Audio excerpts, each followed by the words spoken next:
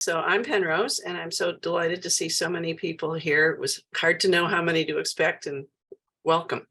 So as Sally gave you the title of our presentation, and next slide, please. So our learning objectives, you're going to understand the overall scope and purpose of our grant. You'll be able to identify at least 3 successes, and we're very proud of our successes. But you'll also be able to identify process barriers and I think it was so heartening to hear the opening speaker today talk about the federal government and really understanding much more that they need to really focus on equity. So next slide, please. Oops. Uh-oh. Uh-oh. It worked there for a minute. Great, we have some techies on to assist us. Oh, there we go. Okay, there we go. Oh, you guys. I'll just use if I use my mouse, it works. Okay. Great, thank you, Laurel. So if you could put your name, affiliation, and state in the chat, and then we'll know who we're talking to. So we're going to just start with a brief overview of what our grant was from the CDC through the Vermont Department of Health. Next slide. Great. So we call ourselves the Vermont Community Health Equity Partnership, and we exist to assist the Vermont Department of Health in meeting the goals of the CDC grant, which addresses health disparities. And our job is to mobilize partners and collaborators to advance health equity, at the same time addressing social determinants as they relate to COVID-19. And our focus under the requirements of the CDC grant is to really focus primarily on populations and individuals whose health equity was most negatively impacted by the pandemic. Next slide. So in less than 18 months, we were given the opportunity and the challenge to accomplish a generation's worth of work. And how did we do? Well, timing was also a challenge. It was a 2-year grant, began in June 1 of 2021, and we did not have a signed contract until January of 2022, with an original end date of May of 2023 that has been extended to May of 2024. But we looked at it as an 18-month job, and we set to it. As they planned applying for the grant through the CDC, the Department of Health believed there would be capacity at the local level to assist in this work. And the pandemic was still going on, vaccination, other clinics were still happening. And they simply, the local district directors, while totally supportive of this work, could not give us the horsepower that we had hoped. And in fact, we were, under the grant, we were meant to hire through us a district liaison, which is a very important position. And that person would have been assigned directly to the district director. And that's not how it ended up. And we'll tell you a little bit more about that later. If any of you have been working with federal money, you know that the reimbursement model is a challenge. And it's particularly a challenge with small, nonprofit, more independent organizations that simply can't front the money for an event and get reimbursed later. They simply don't have the funds. We met and we began working prior to the contract. So Sally introduced the 2 of us. She didn't introduce herself. She was the 3rd person. We call ourselves the Troika. And we started thinking about this in the summer of 2021. And as I mentioned earlier, we're not paid until 2022, but we did have assurances, which they kept, that we would get paid back to the beginning. We hired our first staff person prior to the money flowing, and she joined us, I think, a week later after the money started, and we identified consultants, and we'll talk about them a lot later. So we were ready to launch as soon as the funds could flow, and that's incorrect, 2022. And I just do have to note one irony, that Laurel, Sally, and I are at a place in our lives where we could do this work without getting paid for 6 months. And yeah, it was our privilege that enabled us to do that. And there are many, many people out there that could have done the work as well, if not better than we did, but they simply couldn't manage to work for 6 or 7 months without being paid. So next slide, please. Don't expect you to understand or memorize this slide, but this shows at the top that this CDC gave money to the state of Vermont. There was $28 million to the state. Through the Vermont Department of Health, we received $4 million for this grant. And our job was, as I mentioned earlier, to create the statewide learning collaborative. And our goal was that there would be up to 12 local collaboratives, one for each district in the state. In the end, we have 11, which is great. One district simply didn't have the capacity to really manage that. So we've helped them out in other ways. We hired backbone staff and technical assistants, their consultants that I mentioned earlier, who not only supported us, but supported the local collaboratives. And in the circle, we're developing lessons, even though, interestingly, under the CDC grant, we're not required to evaluate. We're evaluating our work because we want to know what we're doing and what we're doing well. So the next slide, please. So I mentioned staffing and consultants. We have I'm the primary investigator along with my two colleagues, Laurel and Sally. We have a 0.9 operations manager who definitely works more than 0.9. A full-time district liaison who works with people in each of the 12 districts, a health equity partner, which is Health Resources in Action. We recognized that we didn't have the requisite experience in health equity and organizing communities around health equity issues and hired them. And then we also recognized that this is hard work, and not all the districts had existing collaboratives, and many had to form collaboratives, or they had to expand their collaboratives to include people with lived experience. Again, those most negatively impacted by the pandemic. So that's always tricky. The storming and forming is always tricky. And then we knew that with the overlay of health equity and the issues that might create and lay bare, that we would need additional coaching support. And just one more slide for me, just the general grant overview, the intended outcomes, reducing COVID-19 related health disparities, which is the focus of our work. And then also under the big grant, improving and increased testing and contact tracing, and improving and expanding state health department capacities and services. So we started with a logic model, and before I was not a big fan of logic models, to be absolutely honest, but we created one. Laurel did the heavy lifting on it, and it's been a real wonderful tool going forward. So I'm going to turn it over to Laurel to tell us more about the logic model.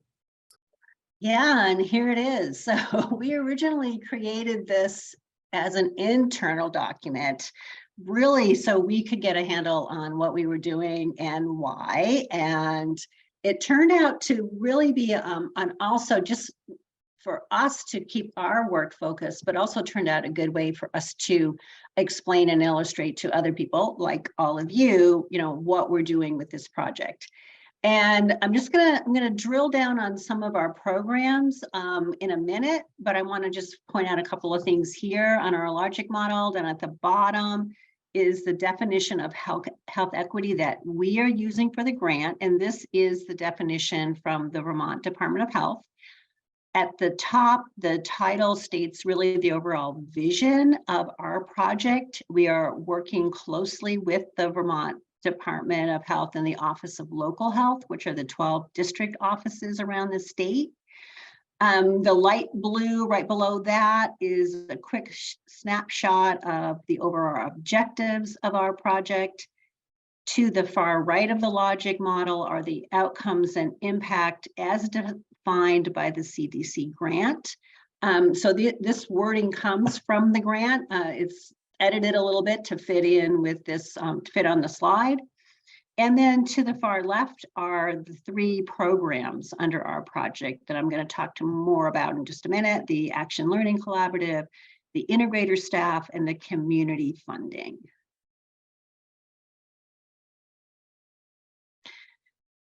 So again, here's the overall goal of our project.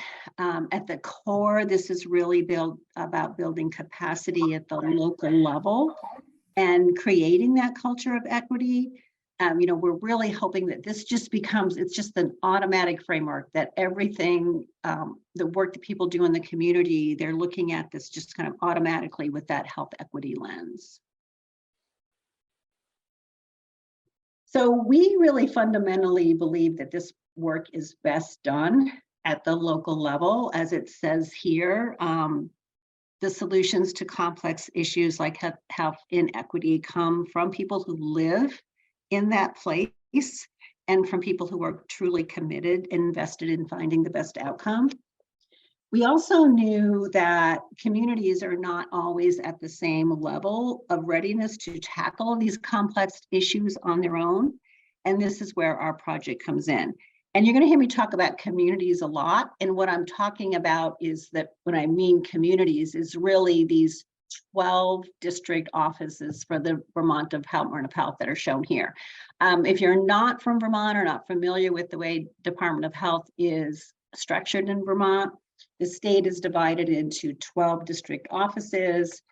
There's a district director in each office, and they deliver a variety of services at the local level. That's where they do their WIC clinics, chronic disease prevention, emergency preparedness, and other things. Really, we also built this learning collaborative and our work around the framework of collective impact. If you're familiar with collective impact, it's a little over 10 years old now. And like any good framework, the founders were smart enough to evolve it and change it as needed. And really, collective impact 3.0, as they say, is really trying to be centered in health equity. And they acknowledge that the original framework didn't always focus enough on community, including community voice, and also on those systemic issues that really, can drive health and betterment of health in a community. And they, at the time, focused more on programs and services. And I included a couple of references here if you want to read more about the new and improved collective impact framework. So one of our 3 programs is our Action Learning Collaborative. And we designed a pretty traditional learning collaborative program. If you've been involved in learning collaboratives before, here's kind of a basic definition of them. So when we started this work in mid-2021, we really thought that this would be a series of in-person convenings. And then the COVID pandemic had other plans. And so many of our learning collaborative activities were delivered in the form of virtual webinars. We also thought at first that each district, and Penrose alluded to this, would send teams of existing coalitions, committees, accountable health communities, that's who would participate in the learning collaborative.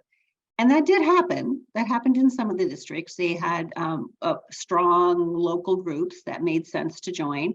But in other districts, they took advantage of this opportunity to form new teams of people and new organizations to learn and work together. So each learning collaborative team consists of their Department of Health district director. There's an embedded integrator that I'm going to talk about more in a minute, a backbone organization, which is often that organization that employs the integrator.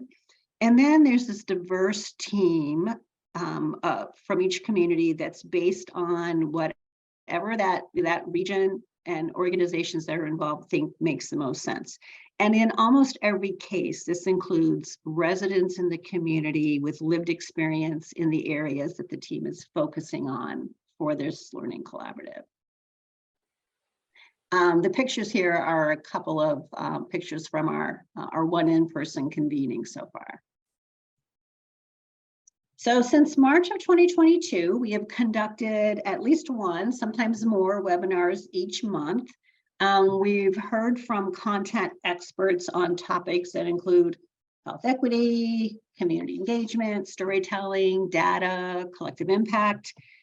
But just as importantly, we've heard from people in each of the communities, those who are actually doing the work, and we've heard from them on each of these very same topics.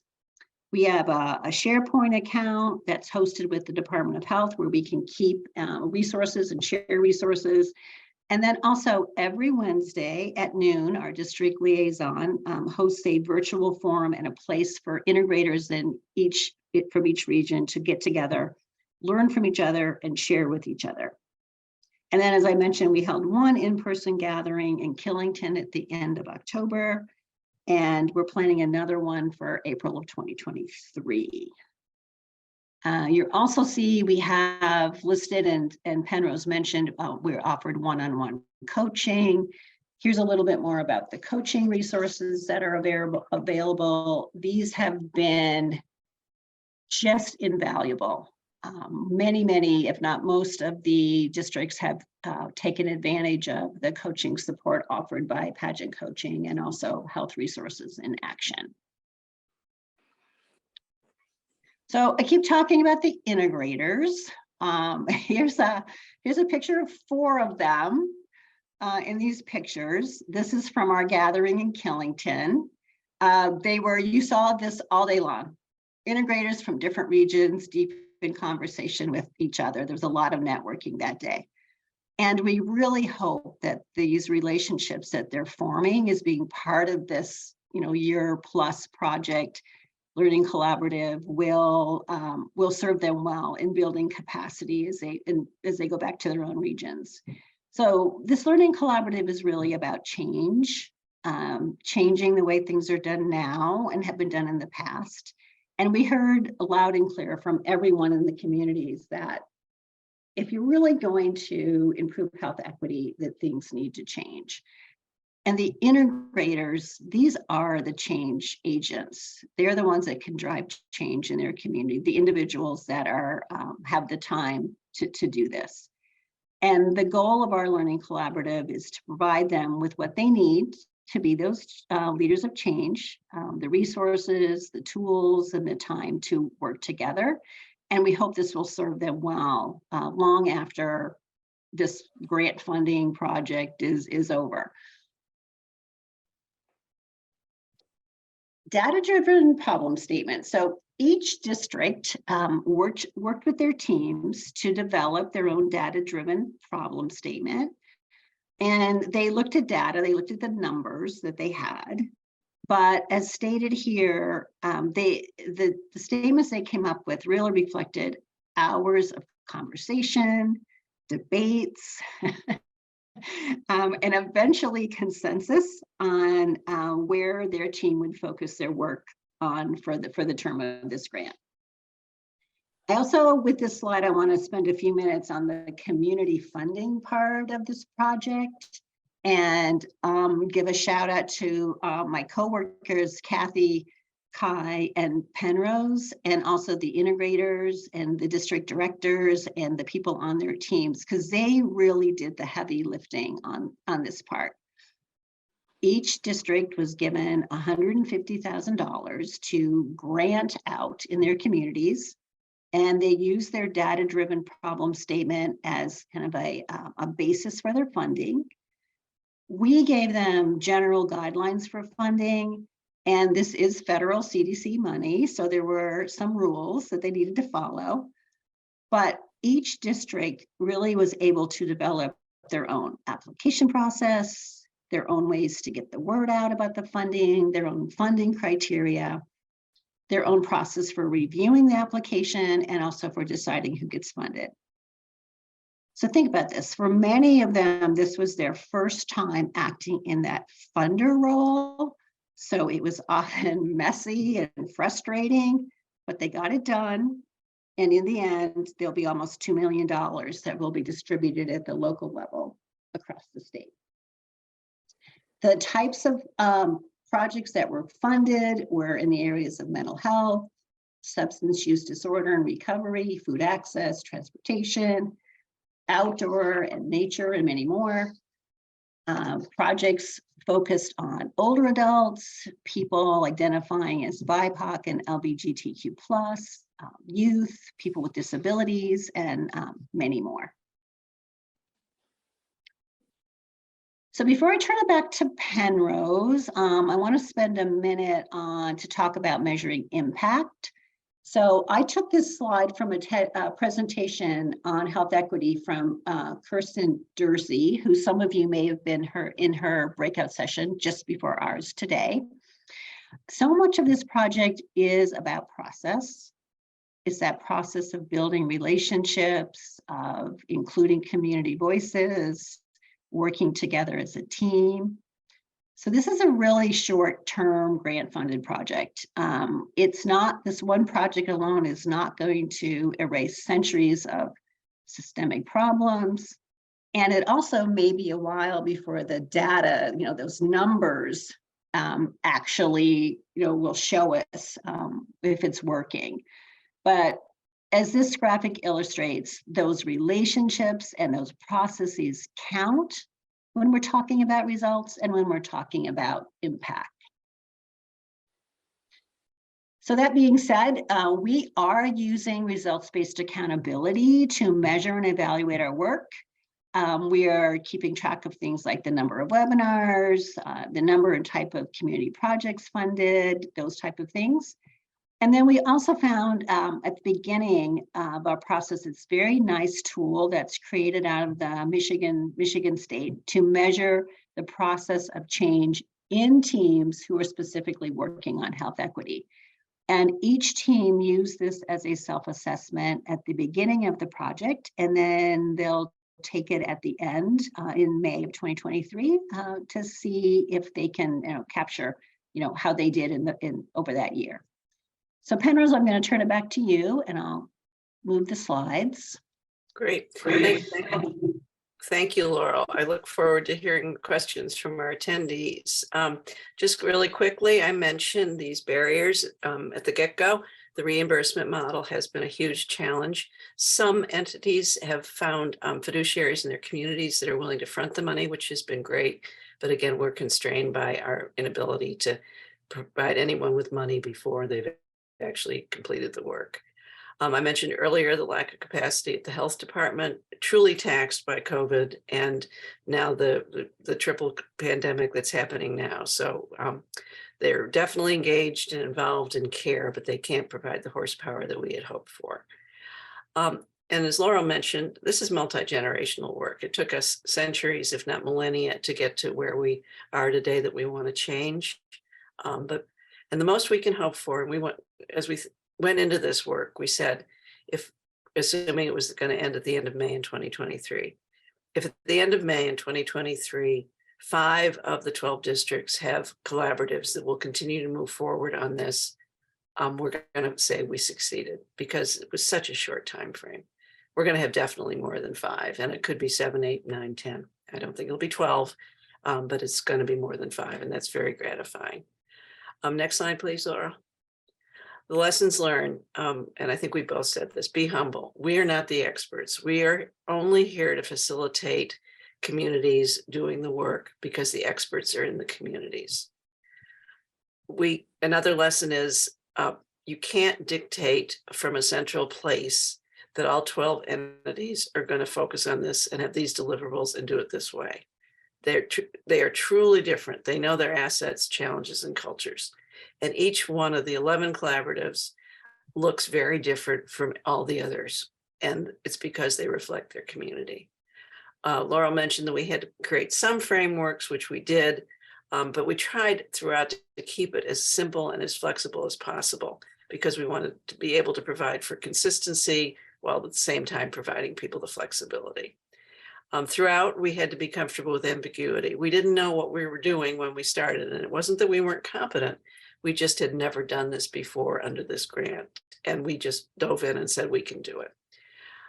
Advocate, advocate, advocate. You will fail, but keep on trying. Wins do happen, and the wins that we're already seeing in communities is absolutely gratifying.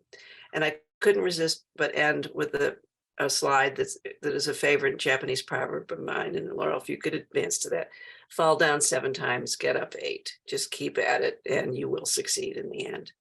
So Sally, I think we want to open it up to questions now, comments. Yeah, we'll take it away. Okay. You can see the one question from Kate LaRose, Vermont Center for Independent Living. The reimbursement model has failed most rural and vulnerable counties, such as Essex and Vermont. the structural barrier, the county was unable to equitably access scaled up after school funding, and there were no Everyone Eats sites. So we watched how kids in South Burlington were able to get free breakfast, lunch, etc., while all kids had nothing. Any comment on that, Penrose or Laurel or anyone? I mean, that's unfortunately. Yeah, Laurel, that's your home area. Yeah. Yeah, I'm actually, I was actually trying to answer a question to Joe, so I'm going to need the question again. I was trying to find her link for her. Oh, right. Sorry. Can you see the chat? It's written in the chat. Yeah. And it's about inequities. You know, one way in areas that are wealthier, people don't know Vermont. South Burlington's a pretty wealthy town. Essex County is not a wealthy area, and as tied to the reimbursement model. Oh, you know, I think if there was one thing we wish we could change, and I, like Penrose, was really happy to hear at the federal level that they understand this. And I think anyone who's dealt with this, you know, just knows it's a huge barrier. And it's really, you know, we're not going to really be able to address health equity and getting more inclusion in people doing this work if we don't figure out a way for federal and then federal funding coming through the states in order to get around that. I don't have any answers other than, you know, people who have a lot more influence over this need to figure it out. All we can do is continue to advocate and push. Mm-hmm. And really, you know, demand change.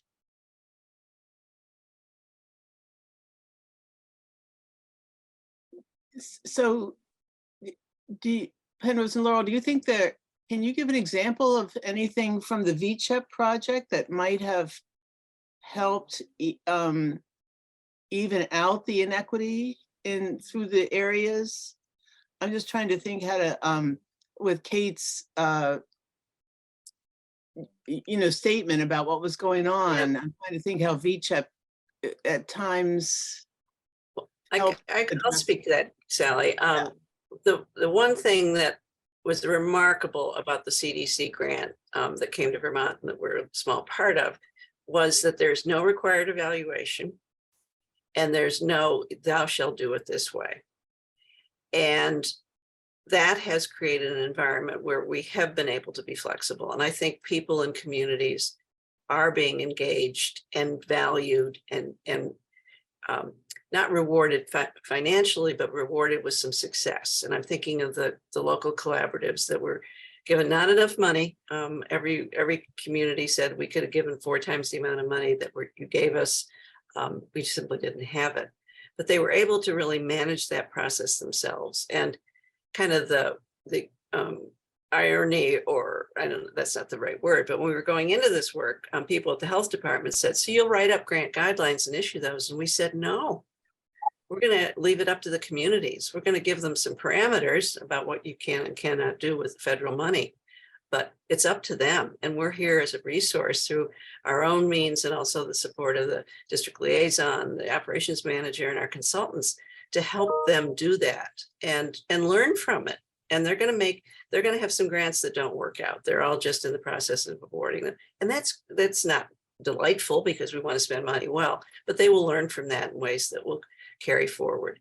And we're trying to recreate the whole equity equation toward an end that we can't describe.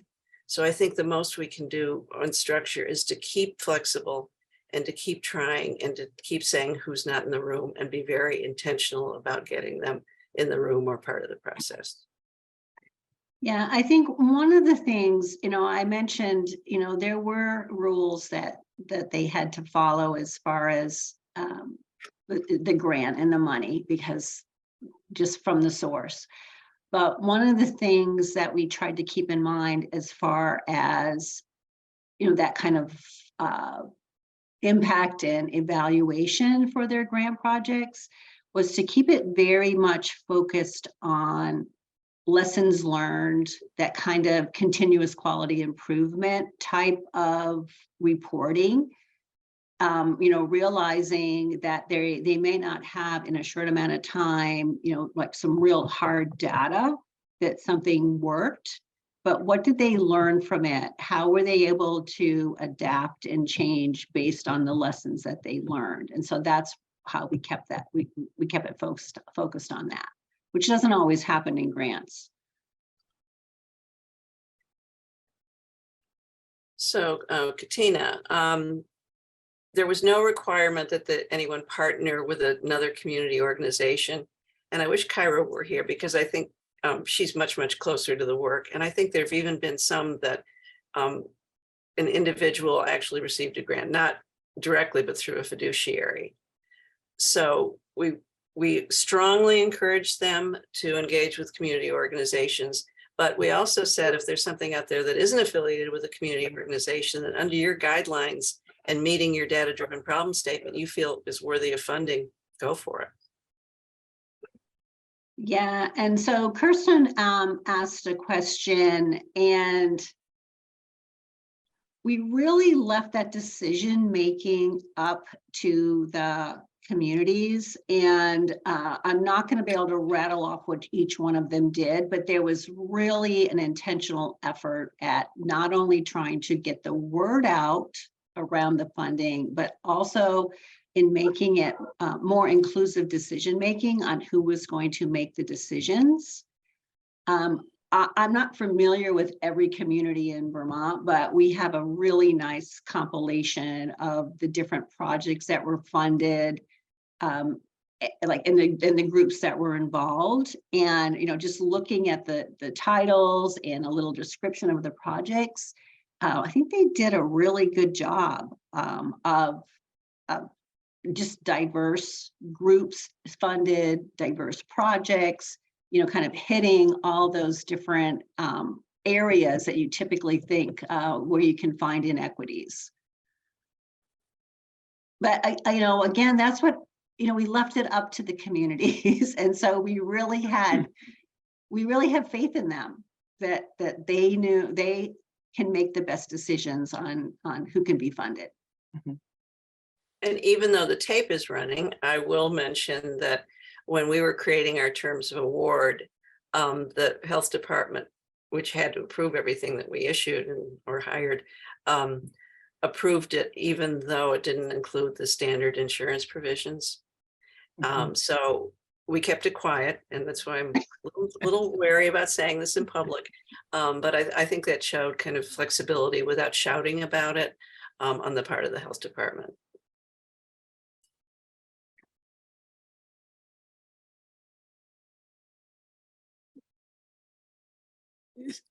So Laurel, I'm watching the chat, obviously, and listening to you folks. I think you talked a bit about Kristen's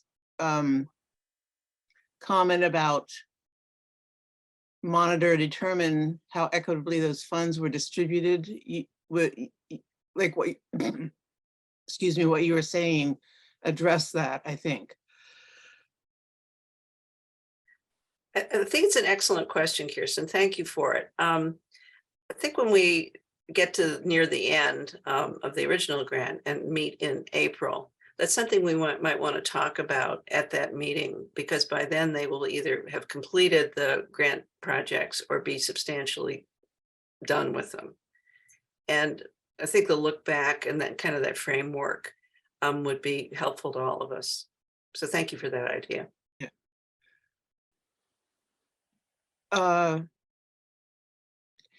And excuse me while I had a coughing fit.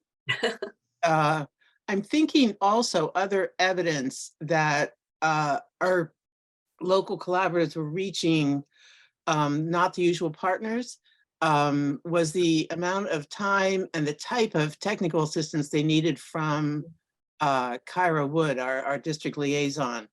Like some were very sophisticated issues that we had to really problem solve, and others are really basic questions, and you could tell these people were new to any kind of basic grant making process, whether it's a big federal grant or a small local Vermont foundation.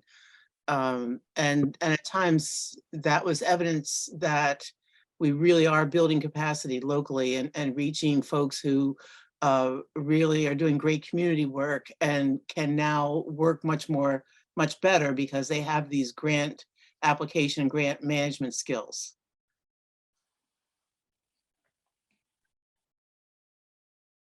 I'm looking. Yeah, that's a very good point. I mean, again, this is so much about building capacity and the capacity to act as funders, as philanthropists is, it's a really important skill that they've learned a lot from their own process, Yeah.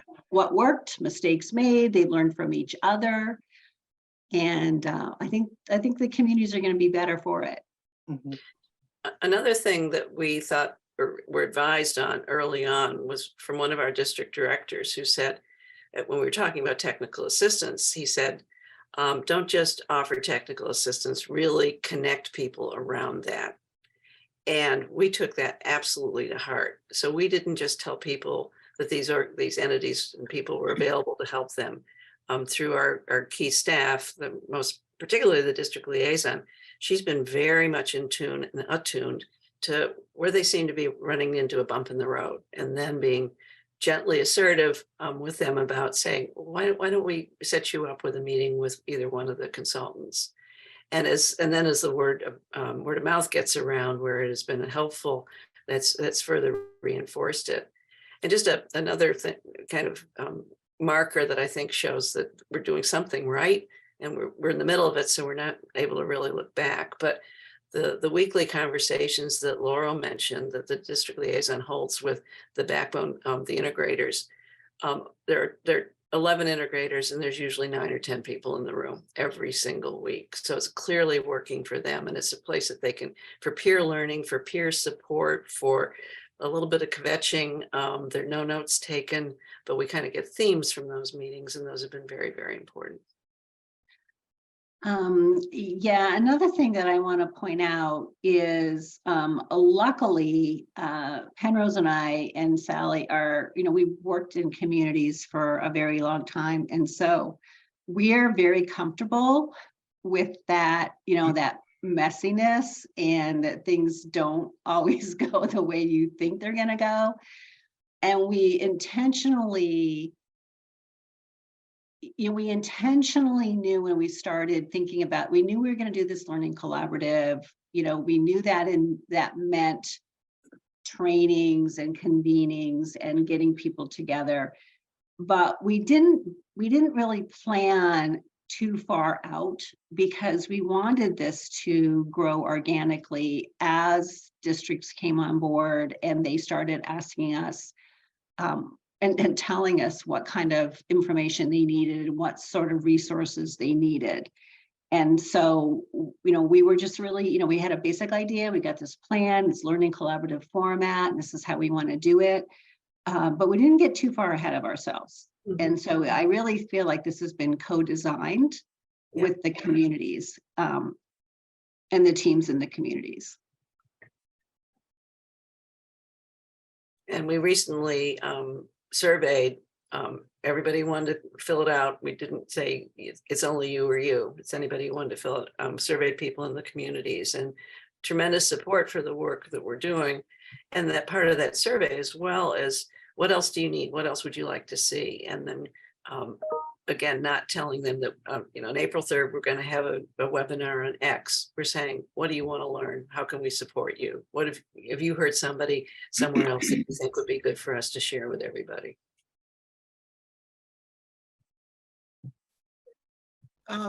Another thing might be helpful. Could you guys share maybe some examples of what Paget Consulting or HRIA assisted with? Because that I thought was just a great idea. Penrose, you brought them in early on to help with the as a resource for the coalitions. Sure, I'll do Paget, and Laurel can do HRIA. So I'd worked with Ricky, who is principal in Paget Consulting, and talked to him about this very early on. He said, oh yeah, they need help. And he brought in a colleague of his that he worked with and that they're associated on this project.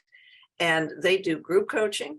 They'll do individual coaching. If we find a district director or a integrator who's saying, I'm really struggling here, we say, okay, we'll set you up. And it's private, it's confidential, and it's universally appreciated. So they do group coaching, individual coaching, and then organizational kind of development stuff, and really facilitating meetings and whatever. Again, it's different for every single district because it's what they need. Laurel, you want to talk about HRIA? Yeah, and I think it was very similar types of coaching and needs that the district said they needed from HRIA as well. Although we did bring them on really with that health equity lens, and because they are, they just have, there's more diversity amongst their staff, but it was probably very similar to, we can, if there's a district that was dealing with a particular problem that they wanted to work through and needed that, again, coaching, facilitation, support. This was my biggest worry when we started this. I told Penrose, I'm like, I'm really worried. We knew that part of it was to hire integrators located in the communities. And I thought, boy, our biggest challenge is going to be providing them with the resources and the support that they need. And Penrose said, no problem. I've got a couple of options for you. And then I could sleep at night knowing. And it has just proved invaluable that, technical assistance with, having people they could turn to, the integrators could turn to help with those facilitations, group forming, norming kind of skills has been invaluable. And also HRA had extensive experience in Massachusetts. I think it's called Move Massachusetts or something like that. There's this community-based movement and exercise coalitions. And they were also part of the design process for the health equity zones in Rhode Island. So they had that kind of community health equity organizing component too.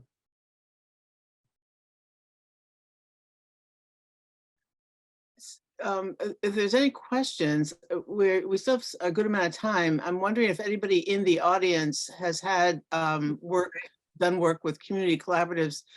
Any words of wisdom, you can put them in the chat or unmute yourself and just exchange comments. I think a lot of us have been doing this type of work.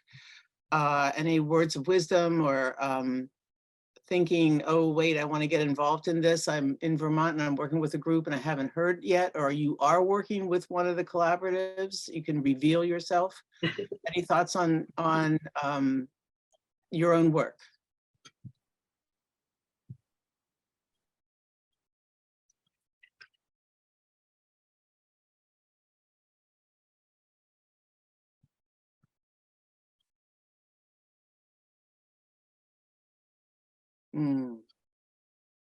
I'm thinking that could be a whole nother hour conversation because we all are involved in work just like this, or many of us.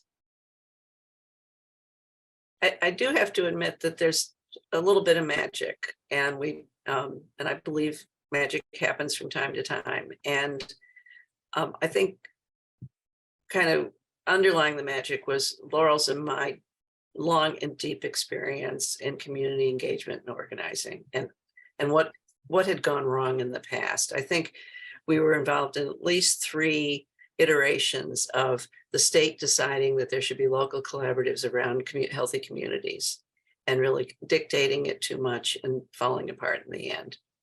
And so we really learned from that experience. And then the next piece of magic was that the right staff people were available at the right time. And it's been a real joy to work as a team with the 4 other people, the 5 of us. And I think that probably spreads out, that people know that we're content and proud of what we're doing. And as I mentioned earlier, we're humble. They say, we didn't like the way you did that. And we say, thanks for telling us, we'll change that. And we do it if we can. So just kind of a personal comment about how it's felt.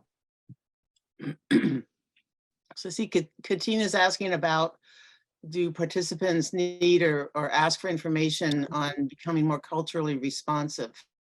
organizations. Definitely. I, I should also, we didn't mention earlier too, that each backbone is associated with a nonprofit. And if we had done this work 10 years ago, I think all of the nonprofits, if not most, if not all, would have been hospitals. And this time, only two of the entities who hire and pay for the integrator are hospitals. We have the Abenaki Nation of the Missisquoi, the NAACP, a regional planning commission. It's just amazing and very diverse. Several United Ways are engaged. So that was very gratifying to see that people knew who in the community. And there was some challenges reaching out to some of these organizations saying, I don't know if I can do this. And so we could say, well, you're going to learn by doing it. And we have these supports that are going to help you every step of the way. We're not going to just set you out and say, good luck. We've really been there to support them. And I hope, I believe that that will continue long after this grant is ended, that sense of empowerment, and also just learning and knowing more people in their communities. Yeah, and I want to use Katina's question to really make the point again about the peer-to-peer learning that's happening. I think that we got content experts, we've got professional coaches, but from the beginning, we hoped, and we found that this has happened, that the community, the integrators, whether it's district directors or integrators, are the teams are learning from each other. And